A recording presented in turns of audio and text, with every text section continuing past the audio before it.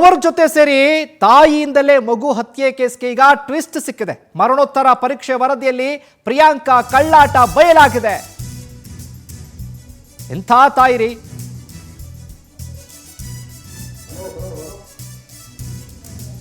ಉಸಿರುಗಟ್ಟಿಸಿ ಚಿತ್ರಹಿಂಸೆ ನೀಡಿ ಮಗಳನ್ನ ಕೊಂದ್ಲ ಈ ಪಾಪಿ ತಾಯಿ.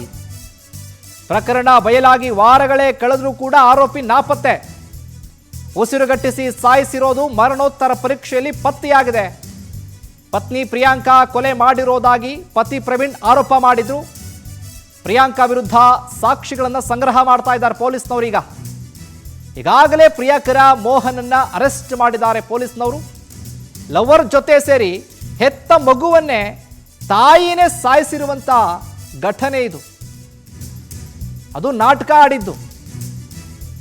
ಗೊತ್ತಿಲ್ಲ ಮಗು ಹೇಗೆ ಸತ್ತೋಯ್ತೋ, ಕಾರ್ನಲ್ಲಿ AC ಹಾಕಿ ಮಲಗಿಸಿದ್ವಿ, ಐಸ್ ಕ್ರೀಮ್ ತಿಂದು ಮಲಗಿದ್ಲು, ಬೆಳಗ್ಗೆ ನೋಡೋಷ್ಟರಲ್ಲಿ ಮಗು ಸತ್ತೋಗಿತ್ತು ಅಂತ ಕತೆ ಕಟ್ಟಿದಂತ ತಾಯಿ ಪ್ರಿಯಾಂಕಾ. ಈಗ ಆರೋಪಿಗಾಗಿ ಪೊಲೀಸ್ನವರು ಕೂಡ ಬಲೆ ಬೀಸಿದ್ದಾರೆ. ಆಕೆ ಎಲ್ಲಿದ್ದು, ಏನು ಮಾಡ್ತಾ ಇದ್ದಾಳೆ, ಎಲ್ಲಿ ಹೋಗಿದ್ದಾಳೆ, ಯಾಕೆ ಈ ರೀತಿ ಕತೆ ಕಟ್ಟಿದ್ಲು ಅಂತ. ಮರಣೋತ್ತರ ಪರೀಕ್ಷೆ ವರದಿಯಲ್ಲಿ ಕಳ್ಳಾಟ ಬಟಾ ಬಯಲಾಗಿರೋದು ನೋಡಿ. ದೃಶ್ಯಾವಳಿಗಳು ನೋಡ್ತಾ ಇದ್ದೀರಿ. ಆ ಪುಟ್ಟ ಕಂದಮ್ಮನನ್ನ ಸಾಯಿಸೋದಕ್ಕೆ ಈ ಹೆತ್ತ ತಾಯಿಗೆ ಅದು ಯಾವ ರೀತಿ ಮನಸ್ಸಾದ್ರೂ ಬಂತು.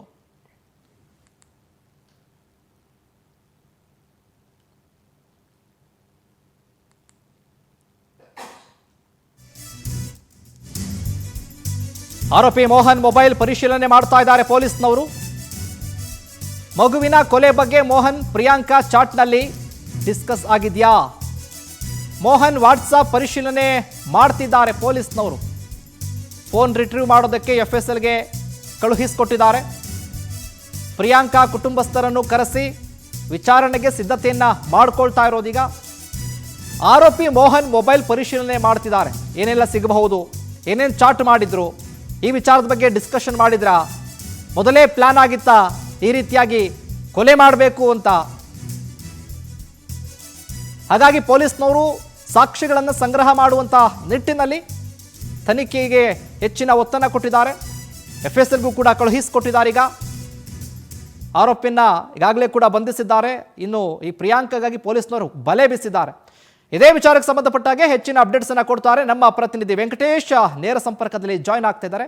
ವೆಂಕಟೇಶ್, ನೋಡ್ತಾ ಇದ್ದೀವಿ, ಹೆತ್ತ ತಾಯಿಯೇ ತನ್ನ ಮಗುವನ್ನ ಉಸಿರುಗಟ್ಟಿಸಿ ಸಾಯಿಸಿದಂಥ ಘಟನೆ ಇದು. ನಿಜಕ್ಕೂ ಕೂಡ ಒಂದು ರೀತಿಯಲ್ಲಿ ಕರುಳು ಕಿತ್ಕೊಂಡು ಬರುತ್ತೆ. ಇದು ಮುಂದುವರೆದಂತೆ ಏನೆಲ್ಲ ಅಪ್ಡೇಟ್ಸ್ ಇದೆ ವೆಂಕಟೇಶ್, ಕೊಡೋದಾದ್ರೆ?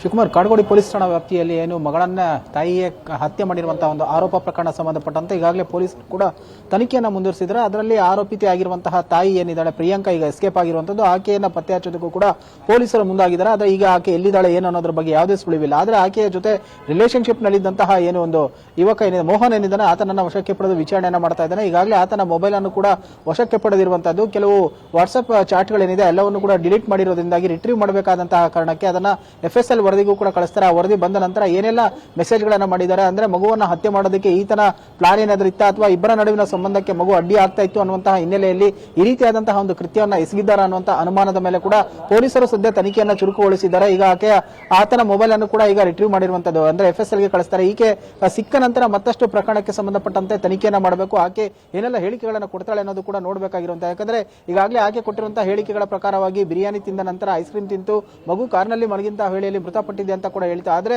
ಮರಣೋತ್ತರ ವರದಿಯಲ್ಲಿ ಆಕೆಯನ್ನ ಹಲ್ಲೆ ಮಾಡಿ ಉಸಿರುಗಟ್ಟಿಸಿ ಹತ್ಯೆಯನ್ನ ಮಾಡಲಾಗಿದೆ ಅನ್ನುವಂತಹ ವರದಿ ಕೂಡ ಸದ್ಯ ಸಿಕ್ಕಿರುವಂತದ್ದು. ಈಗ ಪೊಲೀಸರು ಕೂಡ ಇಷ್ಟು ದಿನಗಳ ಕಾಲ ಸುಮ್ಮನಿದ್ದು ಈಗ ತನಿಖೆಯನ್ನು ಕೂಡ ಚುರುಕುಗೊಳಿಸಿದ್ದಾರೆ. ಈಗಾಗಲೇ ಆರೋಪಿತ ಸ್ಥಾನದಲ್ಲಿರುವಂತಹ ಏನಿದ್ದಾನೆ ಈತ ಮೋಹನ್, ಆತನನ್ನ ವಶಕ್ಕೆ ಪಡೆದಿದ್ದಾರೆ. ಆದ್ರೆ ಈಕೆ ಸಿಕ್ಕ ನಂತರ ಈ ಪ್ರಕರಣದ ಮತ್ತಷ್ಟು ರೋಚಕತೆ ಮತ್ತು ಈ ಅಸಲಿ ಸತ್ಯ ಏನು ಅನ್ನುವಂಥದ್ದು ಕೂಡ ತಿಳಿದು ಬರಬೇಕಾಗಿರುವಂತಹದ್ದು.